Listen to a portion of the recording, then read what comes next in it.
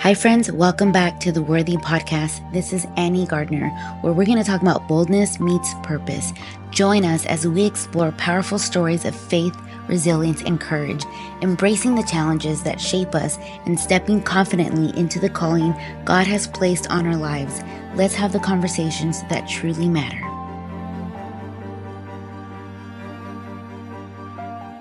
Hi, welcome back to the Worthy Podcast, where we talk about being bold, doing hard things, and walking in the calling that God placed on your life with authority. My name is Annie Gardner, and I am your host. I am so excited to have on the show today my little sister, Jeanette Garcia, who I will be referring to as Janet because nobody in our family literally is called by their first name, right? Nope. Yeah, so she's Jeanette Garcia, but Janet, and she's my little sister. We're adults, but I don't know. I still call you. And I'll be calling you Annie. Yeah, she'll be calling me Annie because that's what my entire family calls me. Actually, everyone started calling me Annie because when I was introduced to John, I was introduced to John as Annie. And I was like, well, no, I think I'm still Anna because, people will take me more seriously. But then John started introducing me to everybody as Annie. So then I did rebrand myself in 2020 as Annie. So yeah. So thank you for being on here. I'm excited. I'm nervous. But I love my sister so much. So if I cry, it's only because I admire what the work that she's doing. Thank you. Your podcast has been amazing, and everything you're doing with this podcast, I'm very proud of. Thank you. I want people to know why I asked you to be on. So just so people out there know, I just didn't ask Janet to be on here because I was like, I just want to fill a spot, or she's my sister, I just want her on here. Janet is actually a veteran. She served in the military for how long? 5 years. So for 5 years, she was in combat. She's gone through some crazy things. She's actually a published author. And just in case I forget to mention later, she's an elected official. She currently has a seat as a councilwoman in the city of Avondale. So as I'm learning how to make sourdough bread last year, she was campaigning. And so talk about that. We're going to probably go back and forth, but talk about what made you decide to run for office. So I just want to mention also, I was also a federal police officer, and just because that goes into everything that I'll speak about as well. I decided to go into office because in the area that I live in, I don't feel that I was being represented.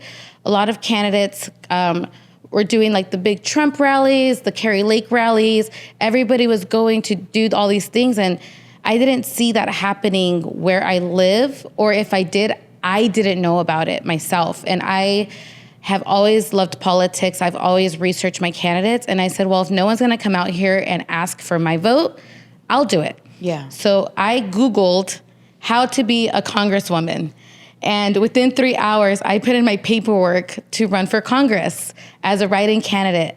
And the Republican Party noticed, they saw my name, and they reached out to me and said, hey, it is awesome that you're interested. This is not the way to do it, only because we have great candidates at the moment. And if you run, you're going to split the ticket. So if you split the ticket, a lot of people do this, is there's already a candidate in there, but if you go in and take their votes, then that Republican candidate won't get in. So I ended up pulling out from the congressional, and I ran for the open seat in the legislative house. And that gave me the opportunity to learn how to campaign, go knock doors, go speak to people. But it also gave me the opportunity to get my name known and people to know who I was. And luckily in the city, I grew up there since I was 13. I graduated high school from there, so it wasn't weird. I already knew a lot of people, so it made it easy. But it also, I didn't want to do it anymore. I didn't want to run for anything in 2024. I was like, I'm so much better in the back end. I'm so good at knocking doors, talking about other candidates and stuff. And multiple people reached out for me to run for different seats. People were asking me to move. to run because they're like, you're such a good candidate. You're Hispanic, you're a woman, you're a veteran, you're a police officer, like, and you have a great voice for people that like are in your area that don't feel represented as well. Where were they asking you to move to? Can you say? Yeah, they were asking me to move like North Phoenix. Because I would be like a shoot-in, as they said. People shoo-in? Yeah, a shoe-in.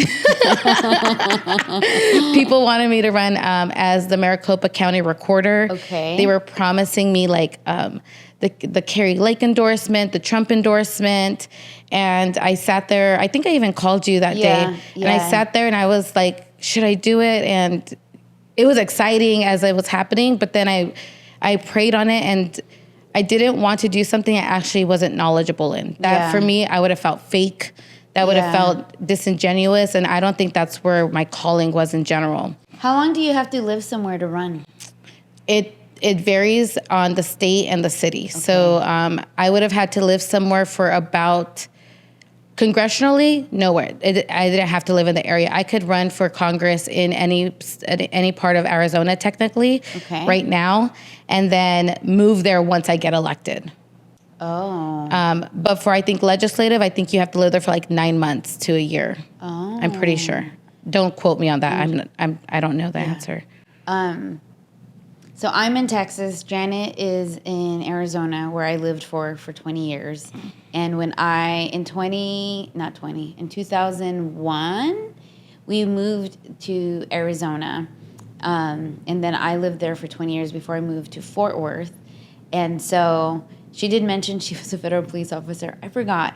And it's not that I forget. It's okay. It's that when Janet went into the military, I had a baby. Mm-hmm. So he was one when I left. It was very not traumatic, but I have another friend actually who said this, that she had a baby and she was in a very high leadership position and she has no recollection of where her baby slept in for the first year. Like when you're in that sleepless state, like you forget a lot of things. So she came home one day and I had Joey. And she said, I joined the Army, and I'm feeding Joey. And I'm like, what? Okay. And we're very different. We grew up the same, but we're not the same person. We probably laugh the same and sound the same, but we're not. We're just very different people. And I'm like, all right. Like, I just brushed it off. I think I was 23. You were 18? I was 21. So then I was. You were 25. You just had Joey. I had Joey when I was 23. So then maybe he was a little older. But I remember he was one. Him. Okay, so I was 24. And that's irrelevant.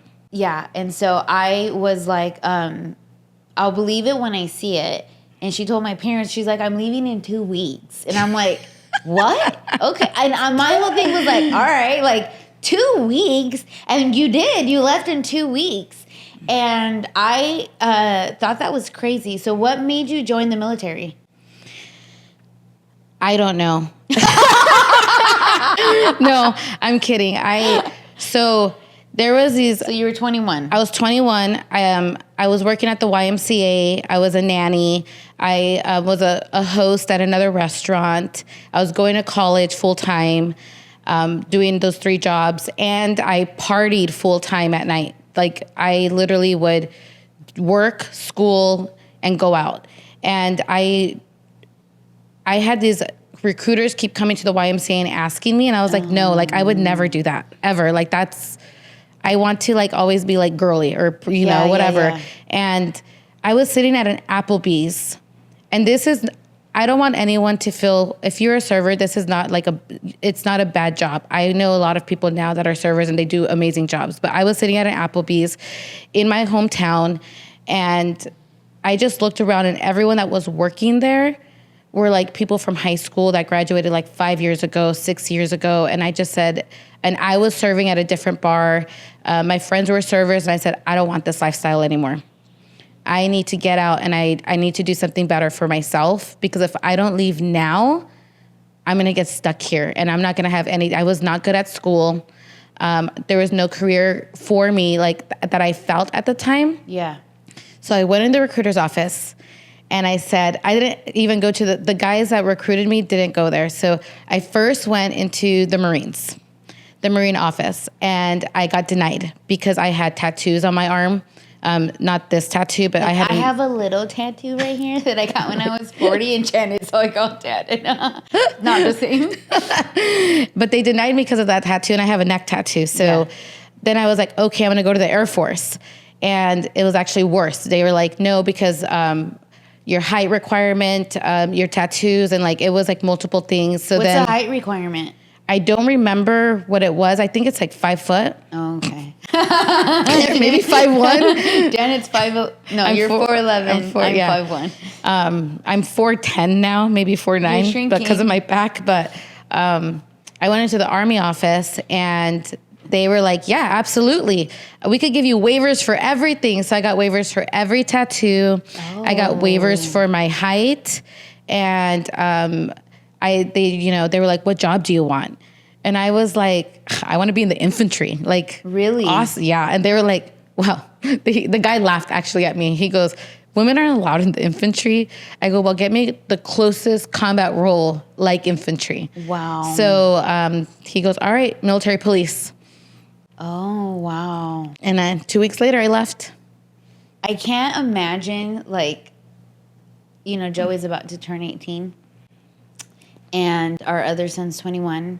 And so knowing what I know now, because we come from a family who serves a lot in the military, knowing what I know about, like, the blisters, this sounds really dumb, okay, but, like, how you talked about, like, when you had to practice marching and all the blisters that you get. Like, I have, like, the thought of a blister freaks me out. And so I have shared with John, oh my gosh, if they go, I'm going to have to send them thick socks and the moleskin, because I just feel like as a mom, I don't want them to get blisters. Not that they've ever asked or showed interest in the military, but based off just stories that I've heard, because at the time, like, I was raising Joey, and honestly, it was just like Janet went off to college. It wasn't like she went to the military. It was like she went off to college. And so when you went into the military, because her book, what's the title of your book? Battle Scars.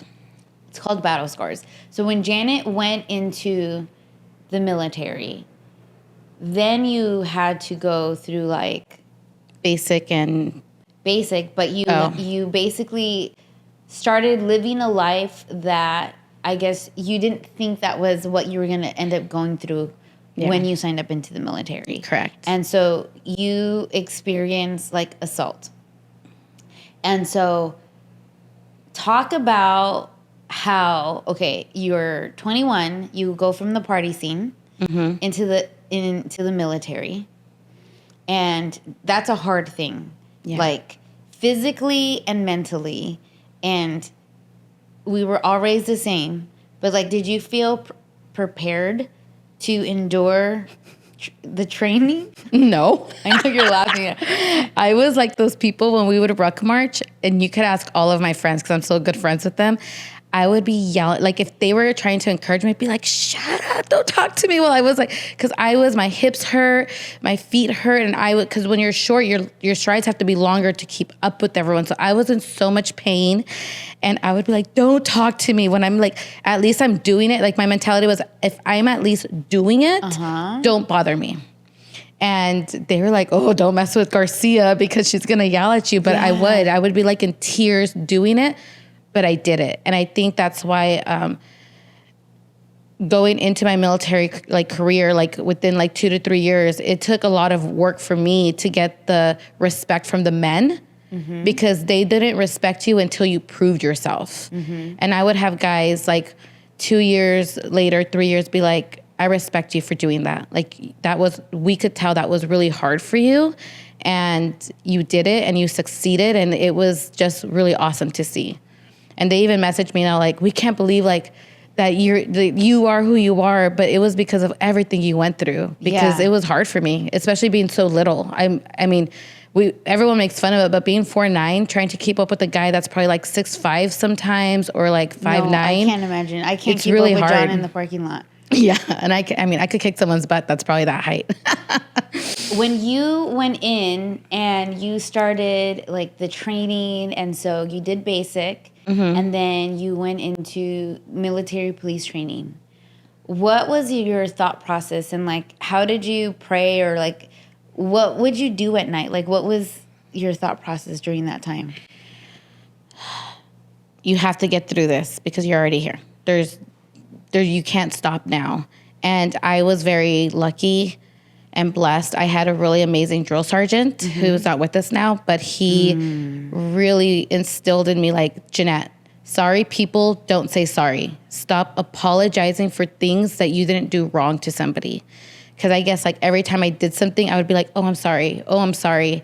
And that actually had more of an effect on me that he said that than anything else. Because I see that now out in the world. Like if I apologize, like what are you apologizing for if there was nothing to apologize for? And he goes, only weak people do that. And I was like, oh. And he goes, you're probably one of the best shooters that I know. And after he said that, I would always shoot the best. And it was the way he would encourage me that maybe he wasn't actually being honest. You know, he's just encouraging me.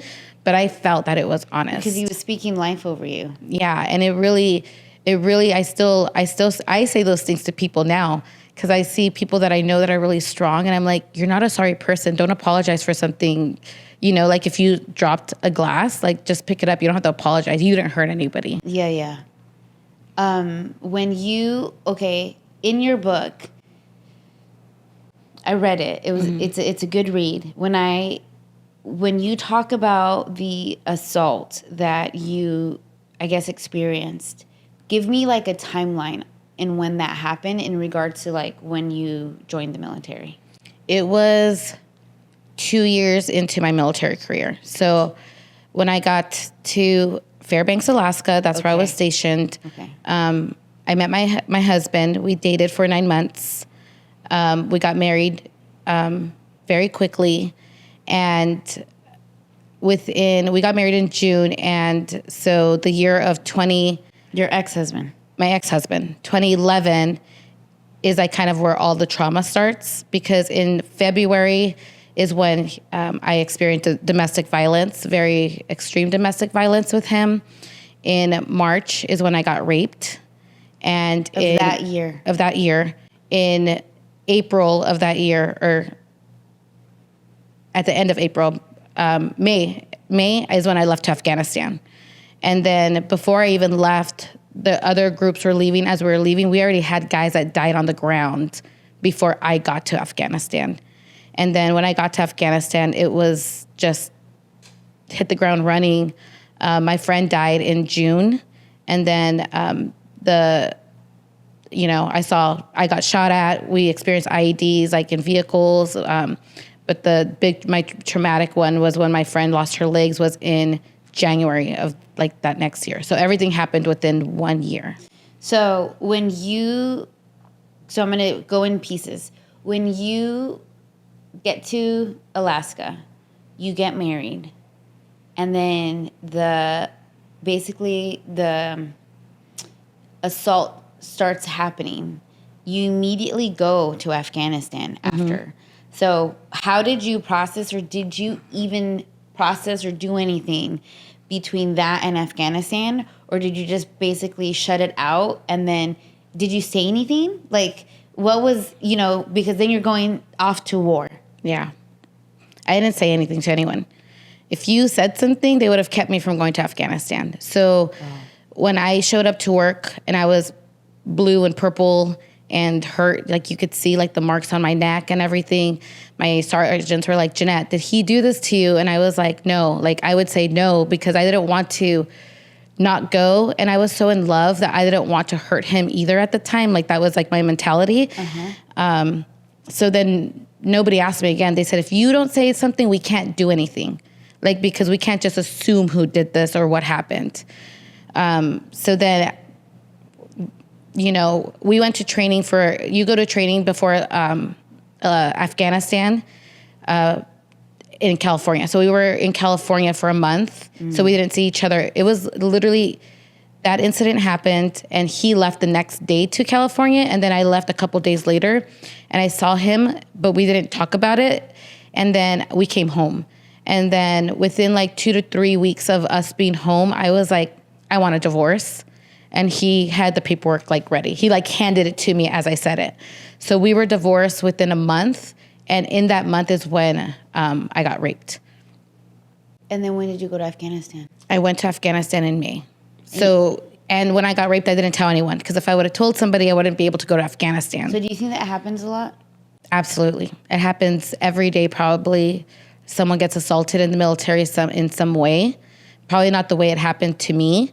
But because I've shared my stories, a lot of veterans have shared their stories with me.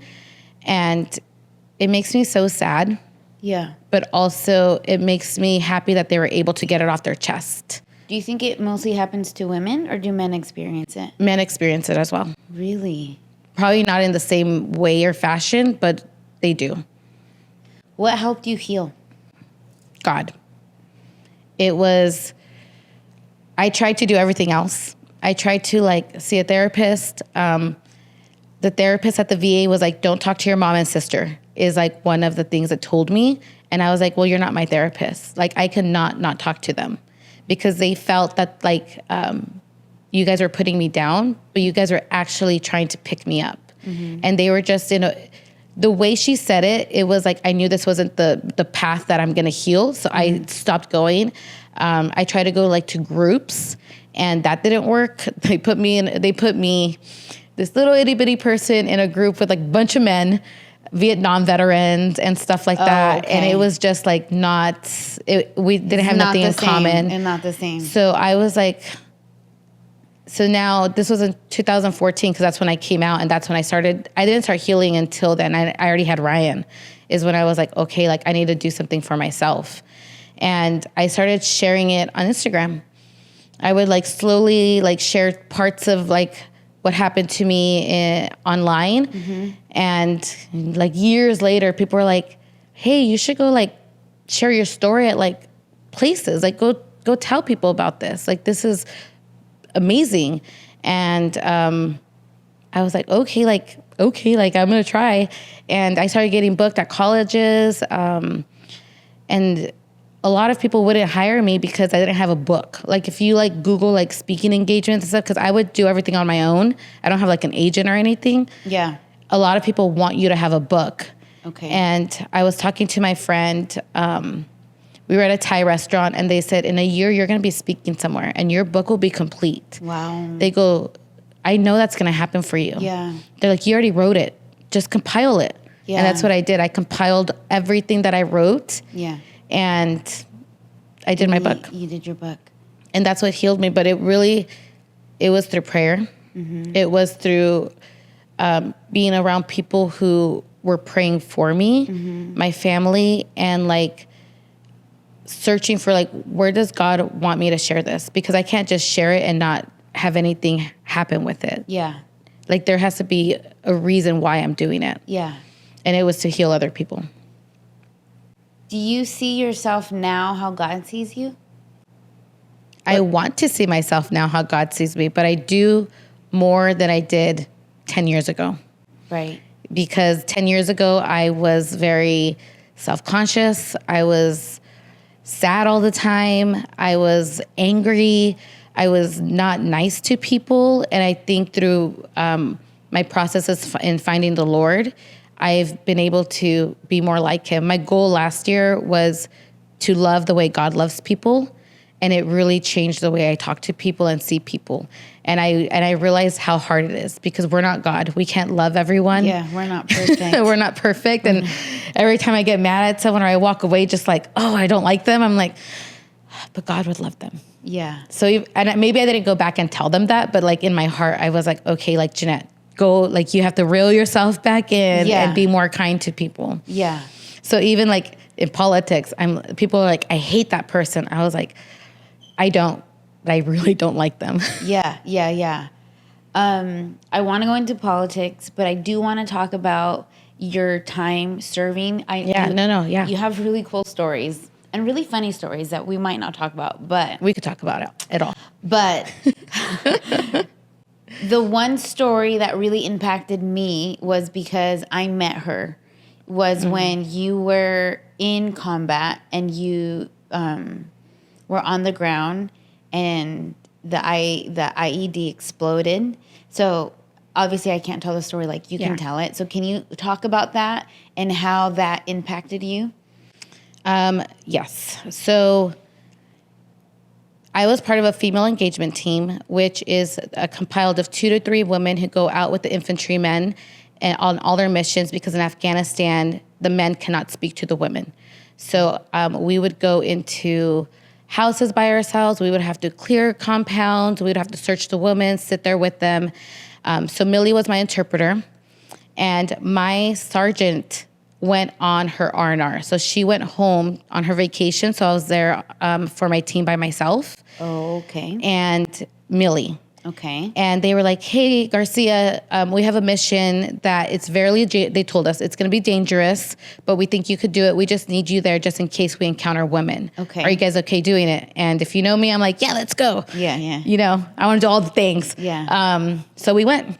And it was as soon as when women normally go into the villages, all the kids come out. They want to talk to us, touch us. They want all the things. Oh, yeah. Nobody. You walk in and it was quiet. It was like the weirdest, eeriest feeling that you could feel when you're going in. So you know something's going to happen. Yeah. So as we're walking, because we're dismounted, we hear... Hold on. You said you're dismounted. Dismounted means that we were on foot. Okay. So we were not in vehicles. How did you get there? A vehicle dropped us off probably a mile away from where we were supposed to go. So we're marching to the village. Okay. And once before we even hit the village, we have teams on all 4 sides of it. So we hear one team, halt, IED. So they're waiting for EOD. And then another team said, halt, IED. So they're stopped waiting for EOD. What's EOD? Explosive ordnance device team. They're waiting for the team to get there to explode the IED so we could continue. So the other 2 teams are still going. And my team, as soon as we enter, so in my head, you're not going to be able to, but visually me, we're entering the village. This is the compound. We're entering the village here. And as soon as our team makes a right, we found an IED. So we stopped. And everything that's cleared from here, here forward, is cleared. And then we have more team here. So we're kind of like in an L. Yeah. So I was doing rear security right here, facing this way, because someone has to do it. And I just landed in that spot. And my interpreter's with me. So within here is probably 20 feet. Okay. And there's a tree right here. And she's like, Jeanette, I'm so tired. I can't keep going. I'm going to go sit down. And we said, yeah, she shouldn't have left me. I was upset at the time because you have to stay with me. She's basically my tool and my asset. I'm in charge of her. She cannot leave me.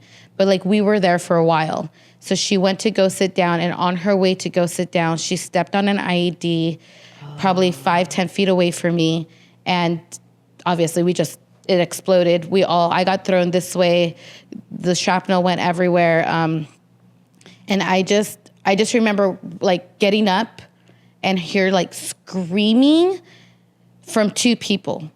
We had an infantry guy who all the shrapnel went on his face. So he was the first person I saw when I stood up, and he was just bleeding because the glasses went into his eyes.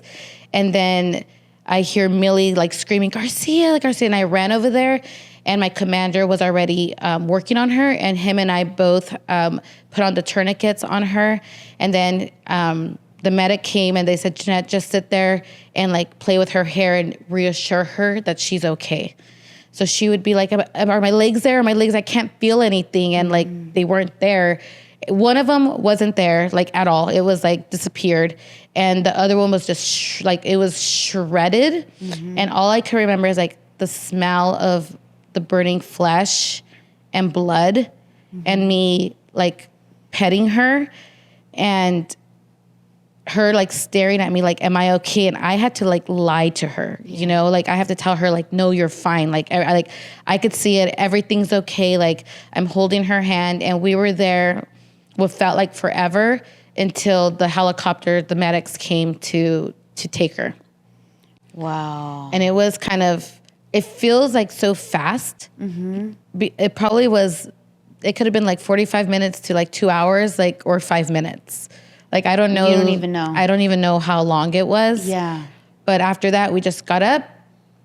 They're gone. Both of them, they left. And we found one of our sergeants, ended up wandering. He was an E7, which is, he's probably been in for 10 to 15 years. And then they ended up taking him as well because he mentally, like, lost it. Oh, from the explosion. It was from the explosion, but he said, I lost guys throughout this deployment and in Iraq, and I've never lost a woman. And this was the most traumatic thing that, like, I saw him, like, when So they found him because he had just wandered off. He kind of wandered off, yeah. And when I saw him back in Alaska, he was like, seeing a woman is not something we should be accustomed to seeing in that way. So all the guys during that day, they thought it was me.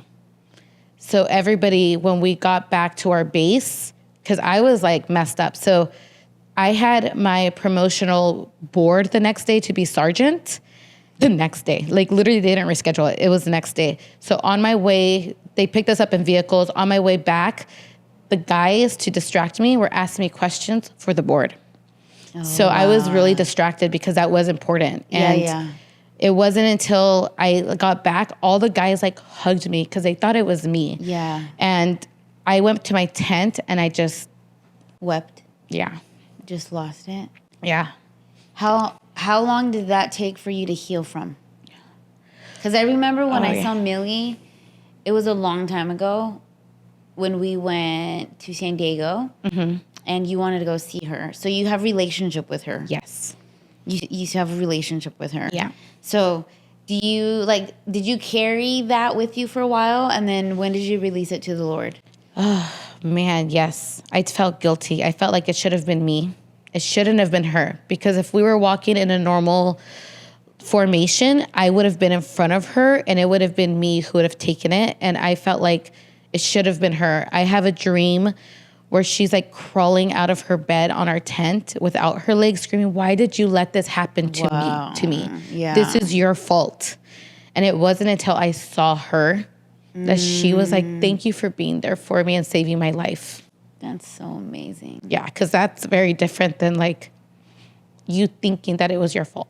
Yeah. Because I didn't plant the ID, but Right. But it wasn't. And then after I saw her the first time, it wasn't until the first one was healing from her releasing the guilt from me. Yeah. And then it was me crying in my room one day from that dream. And I was praying on the floor and I was like, why is this happening to me that I have to remember this every day? And then after I prayed that, I released it and I never dreamed that again. It never came back. Yeah. I know the dream, but I don't wake up screaming for it. Yeah. And I know that was God. Yeah. God took that from me. He took that pain away. I love that you said that because a lot of people, I'm into like biohacking and longevity and all of this. So I listen to a lot of different podcasts and hear what people say and like the neuroscience and what kind of therapy people should go through. And I don't think that it's wrong. I don't think that they're not right. But I've met so many people in person now from all walks of life that have, like you said, like one encounter with God, praying, like the Lord can just come in and release it. Like we try to do things like you had mentioned earlier in our own strength and in our own power, thinking, if I just get this therapy, I'm just going to be better. If I just meditate and I can manifest this, I can conquer it. But it's like, I mean, that sounds great, but the world tries to paint all these things into things that are healing. But just one encounter with God can heal you from anything. Like we've had someone on the show that we were talking about earlier yesterday, Erica Crisiliani. Yeah. She was addicted to drugs, and one encounter with God and just people loving on her and showing her the love of Jesus, she's radically different. And I have seen the difference in you since you have like submitted to the Lord and what he has called you to do, just the healing in you.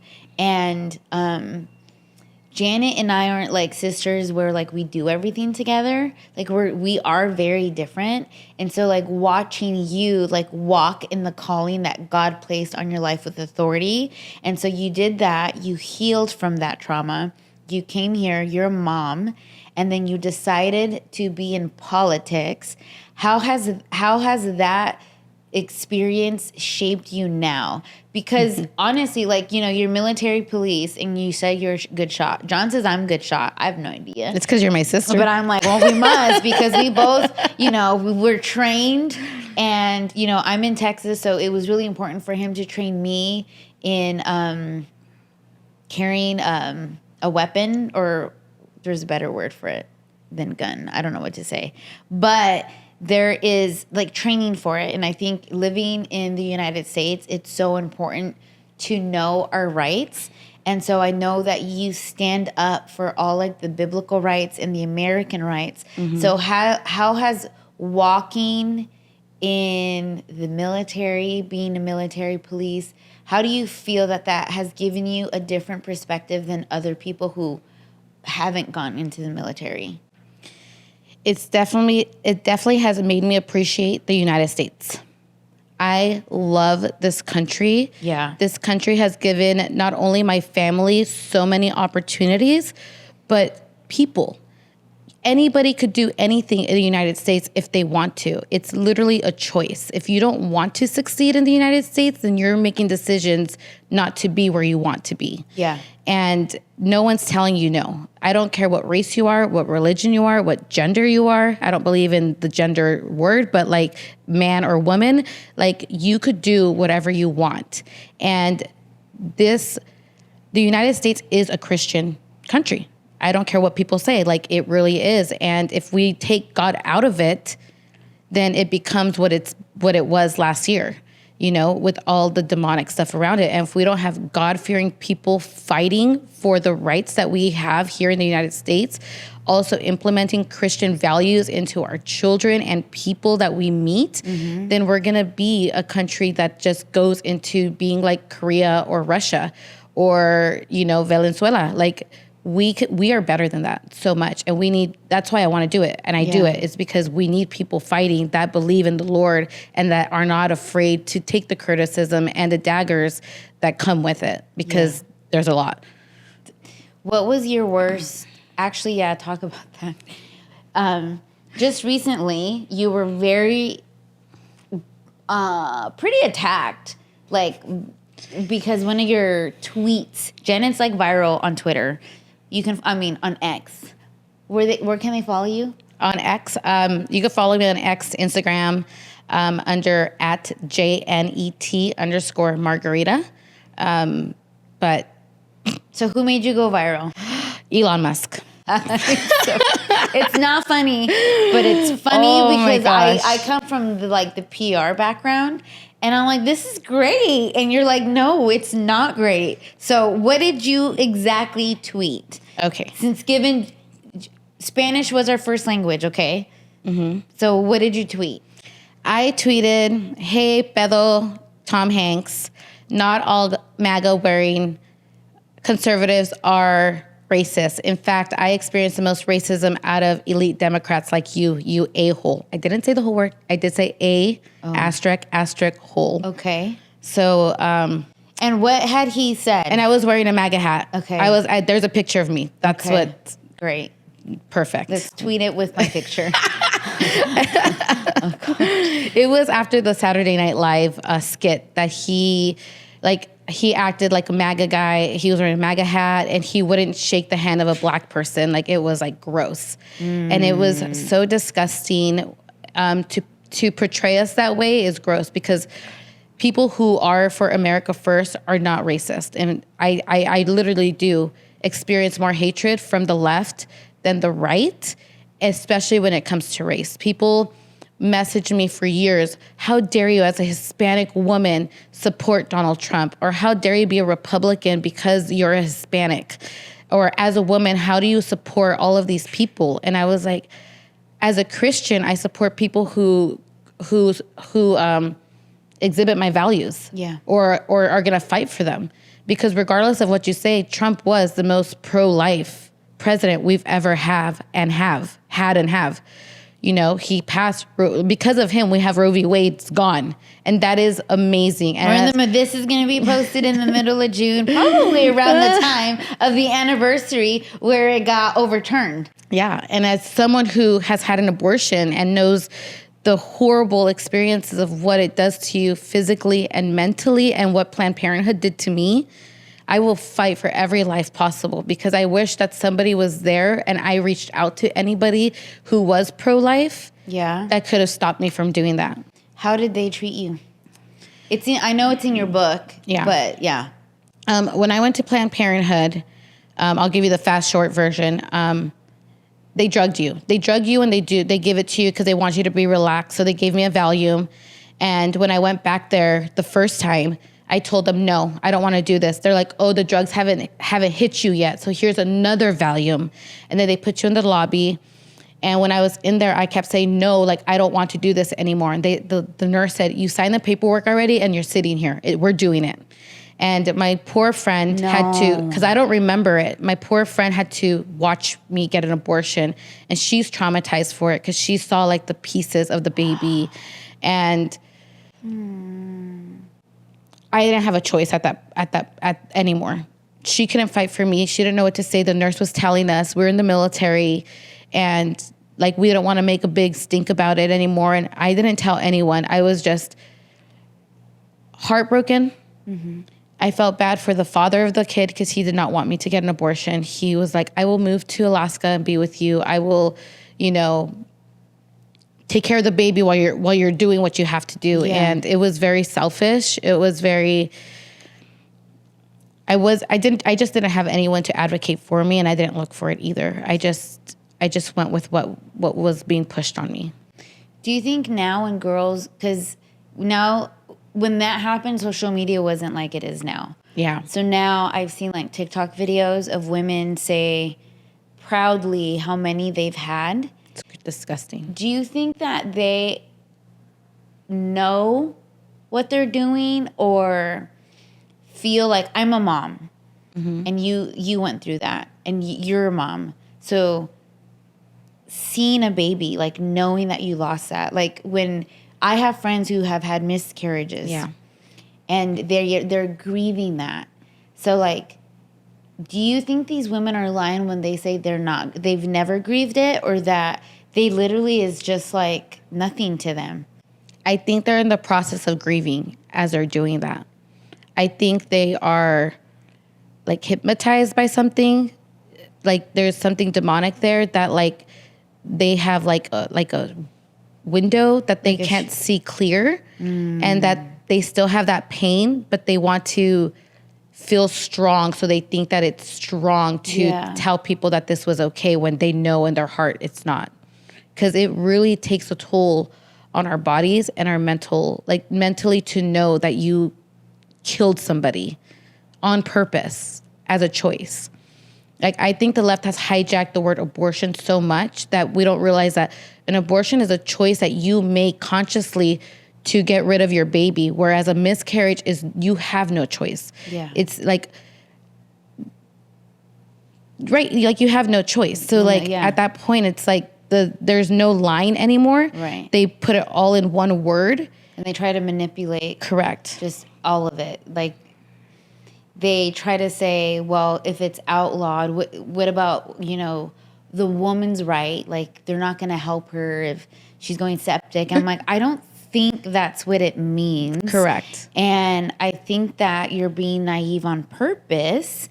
And it's really sad that you talk about life that way. And am I wrong knowing? No. Am I wrong saying that I think this week they just got defunded? Yes, Planned Parenthood just got defunded. Yep. Yeah. Which is so amazing. Timely. Yeah. They just got defunded, which is amazing because by my president. Yeah. Because of just like all the craziness that that they have done, and how the Democratic Party the left did have their convention, and they had all this, like, they're giving out birth control and the Plan B pill and all of that stuff. And they're just they pretend that life doesn't matter. They hate everything God loves. They do. They hate family. They hate children. They hate each other. They hate us. Yeah. Anything good, they hate. That's wild. What has been the craziest thing that you've experienced in office? Well, that was probably the craziest to tweet. But only because I saw the hatred of people in a way that was like, they hate one man so much that anything that is connected with that person, they will use against you. Yeah. And just because I'm a supporter of him and because I wore a MAGA hat, you know, I got hate emails. It is public information, which is fine. I'm in office, but someone put out my public information. Yeah. And they did it it was like done in an evil way. It wasn't done like, oh, because she's in office. It was like, hey, go attack her. Yeah, yeah. And the poor staff in my office, they were getting calls and emails of like how horrible I am. Yeah. I've even had people say that my son should be killed and raped, and because of my views. And that was like when I had shut down my Instagram, became private. I stopped responding to anybody because like, yeah, there's one thing to attack me. I actually don't care what you say about me or do, but don't go after my kids. Yeah. My perfect child. And my boss said, Jeanette, the moment that you give in to them, they think they won. Yeah. And you don't let them win. Yeah. You just, one, ignore them, but also don't do it in a way that you're afraid. Yeah. And then literally the next day I called you and you said, we don't live in fear, Janet. Yeah. We don't live in fear. God doesn't want us to live in fear. That's the devil. And you let go of that. Yeah. And then I started being my normal self again. Yeah. I was like, okay, like this has to go. And I am more conscious of what I'm putting out there, but not because I'm afraid, but because I know the repercussions of it. And I don't want to be known for somebody that's like a little crazy. I mean, I am a little crazy. People know that, but like, but yeah, no, I understand what you're saying. I'm a youth leader at my church, and the kids are following me, and I'm like, okay, like I have to now represent what I want them to be. Like I have to remember that the little girls do follow me, and they have social, they're teens, and like, what am I saying that, you know, is this feeding into them? Yeah. And that's good. That wasn't. Yeah. You know, and that was a great reminder, like, hey, you're also a role model for these girls. Yeah. And for people just in general. Yeah. Like I have a lot of women reach out to me and say, hey, like, they don't want to be like me, but like, how did you get through what you went through to be where you are? Because one of the reasons I share my story is I don't want women to sit at home in fear that because someone did something so horrible to you that you can't live your life, because we can. And God gives that back to you. He breathes life into us. If you're dead at home, you could get out of that. You could go back into the world and go to a restaurant, go to church, go to the grocery store. You shouldn't be afraid that a man's going to help you, because men are not they're not the evil people. They're not the enemy then. Yeah. Just because one man did it doesn't mean they're all the same. But the world's portraying men as the bad person right now. If you go out, you know, a white man is like, oh, they're like the worst person in the world, and they're not. Like, men are supposed to be our protectors and to love us and to guide us and all this stuff. And like, if we don't allow them to, they're not going to do it. And we're seeing it in society right now that we're trying to go back to the way when they were our protectors and the people who guide us in the families and stuff like that, because that was lost for so long. Yeah. That's so good. Yeah. Okay, I'm going to close with this question. I ask everyone this. What does it mean to you to walk in the calling that God placed on your life with authority? To be bold, to be authentically myself, and to know that whenever I'm going through anything hard or dramatic or traumatic, that I could go to the Lord and that He's going to be my rock, because He has been my rock, and no other person has been what He is for me. And to make sure that I am also being that role model that people want, not that people want me to, God wants me to be for people. It's him who placed me where I am today. It's his hand that guides me throughout my days and in whatever journey that he wants me to go. That's so awesome. Okay, if people want to follow you, it's at JNET_. It's at JNET_Margarita on X and on Instagram. And if you want to learn about my book or about me a little bit, my website is wesurvivedtrauma.com. Awesome. Thank you so much. I love you. Thank you. I love you. Thank you. Thank you so much for watching the Worthy Podcast. Hit like, share, follow, give us a 5-star review so that we can reach more people and add value to your life. Thank you.